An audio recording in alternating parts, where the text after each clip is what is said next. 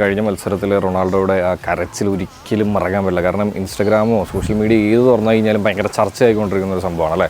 പക്ഷേ എനിക്കത് കണ്ടു കഴിഞ്ഞ് കഴിഞ്ഞപ്പോൾ അതിലെ താഴത്തെ കമൻറ്റുകൾ, പല പേജുകളിൽ ഇടുന്ന കമൻറ്റുകൾ കണ്ടു കഴിഞ്ഞപ്പോൾ പറയാൻ തോന്നിയൊരു കാര്യം എന്താണെന്ന് വെച്ച് കഴിഞ്ഞാൽ, ഈ മെസ്സി ഫാൻസിന് റൊണാൾഡോയോടുള്ള ദേഷ്യവും റൊണാൾഡോ ഫാൻസിന് മെസ്സിയോടുള്ള ദേഷ്യവും ഒരിക്കലും അവസാനിക്കാൻ പോകില്ല. പക്ഷേ ഒറ്റ കാര്യമേ ഉള്ളൂ, ഇവരെല്ലാവരും, അതായത് ഈ റൊണാൾഡോയും മെസ്സിയും, ഇവർ രണ്ടുപേരും അവരുടെ ഏറ്റവും റിട്ടയർമെൻറ്റ് കാലഘട്ടത്തിലെ മത്സരങ്ങൾ കളിച്ചുകൊണ്ടിരിക്കുന്ന സമയമാണ്. അതുകൊണ്ട് അത് എൻജോയ് ചെയ്യുക എന്നുള്ളതാണ് നമ്മൾ ചെയ്യേണ്ട കാര്യം. അല്ലാതെ വെറുതെ ഒരു മിസ്റ്റേക്ക് എവിടെന്നെങ്കിലുമൊക്കെ കണ്ടുപിടിച്ച് അതിൽ ട്രോളി. ഒന്ന് ആലോചിച്ച് നോക്കി, ഒരു കുഞ്ഞു കൊച്ച് കരയുന്നത് പോലെ അദ്ദേഹം കരയണമെന്നുണ്ടെങ്കിൽ ഈ യൂറോ അദ്ദേഹത്തിൻ്റെ ലാസ്റ്റ് യൂറോ ആണ്, എത്രമാത്രം അതിനു വേണ്ടി അദ്ദേഹം പ്രഷർ സഹിക്കുന്നുണ്ടാവും എന്നുള്ളതാണ്. സോ പ്ലീസ് ഗൈസ്, നമുക്കൊന്നും ഒരിക്കലും അദ്ദേഹത്തിൻ്റെ അല്ലെങ്കിൽ അവരുടെയൊക്കെ ഒരു 7 അയലത്തൂരിൽ എത്താൻ പറ്റില്ല. അതൊന്ന് ആദ്യം മനസ്സിലാക്കി അതിനനുസരിച്ചുള്ള കമൻറ്റുകളെങ്കിലും ഇടാൻ ശ്രമിക്കുക.